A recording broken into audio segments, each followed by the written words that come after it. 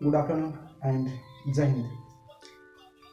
मैं आशुतोष कुमार आज दो बुक, एक है गीता और दूसरी है रामायण, इन दो बुक पर चर्चा करने वाला हूँ। हालांकि ये दो बुक हिंदू धर्म के लिए दो महत्वपूर्ण बुक है और इसे लगभग लोग पढ़ते हैं जो हिंदू धर्म के होते हैं और अन्य लोग भी पढ़ते हैं। ये बुक ज्ञान का सार है।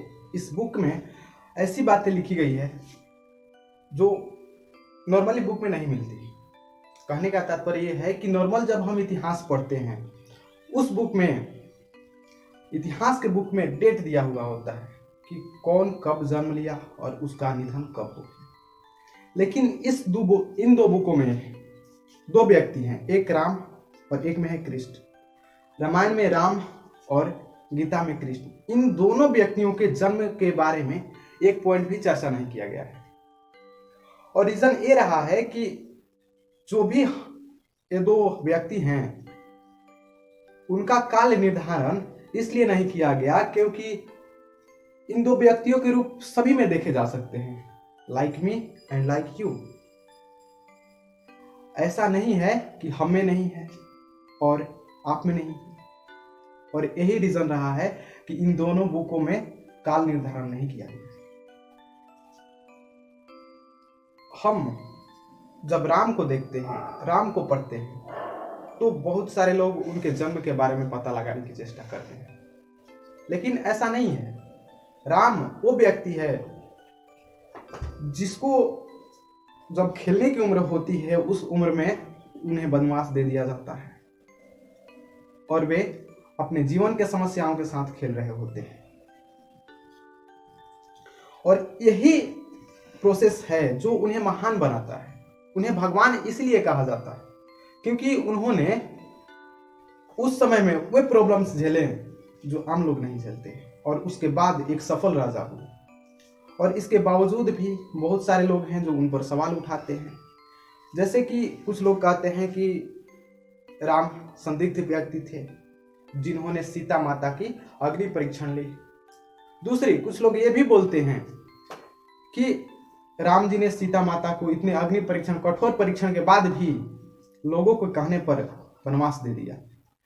रीजन ये रहा है कि जो राम जी थे वे साधारण मनुष्य नहीं थे। जब हम भी देखते हैं अपने अंदर, तो जब अपने अंदर राम को देखेंगे तो हम साधारण मनुष्य नहीं रहेंगे। उस समय जो राम के साथ परिस्थितियां थी, सोचो वो व्यक्ति, वो औरत जिससे राम इतना प्रेम करते थे कि अकेले पूरी लंका की सेना से लड़ने के लिए चले गए और उन्हें त्यागने के लिए उन्हें एक क्षण भी नहीं लगा। तो इसका मतलब ये नहीं हो जाता कि उनके लिए उनके मन में प्रेम नहीं था, बल्कि इसका मतलब ये होता है कि जितना वे सीता माता से प्रेम करते थे उससे कहीं ज्यादा वे अपनी प्रजा से प्यार करते थे। वही हाल है कृष्ण की। जब हम महाभारत को पढ़ते हैं, गीता को पढ़ते हैं, तो वहां पर भी जो भगवान हैं वे कहाँ हैं? तो वे भी जीवन की समस्याओं से जूझते हैं। वे गैया चराते हैं, तो ये समस्या है उनके लिए, और यहां से निकल के वे बनते हैं एक भगवान। और हम सामान्य लोग जिनके पास कुछ नहीं पता, कुछ नहीं है उनके पास, और वे उन पर सवाल उठाते हैं। तो बात क्या निकलती है कि हम खुद में झांक कर देखें। हम सीखने की तरफ नहीं बढ़ करके, हम उनसे सीख नहीं करके, बल्कि उनके जीवन के बारे में, उनकी कमियों को निकालने के चक्कर में निकलते हैं। कोशिश ये कीजिए कि उनकी कमियों को ना देख करके उनके खूबियों को देखें, और तब हम कुछ सीख सकते हैं।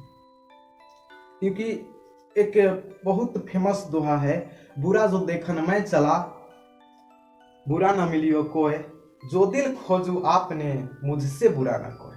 कि अगर हम बुराइयों को ही देखेंगे दूसरों में तो उनकी अच्छाइयां नहीं देख सकते, और जब अच्छाइयां नहीं देखेंगे तो हम सीख नहीं सकते।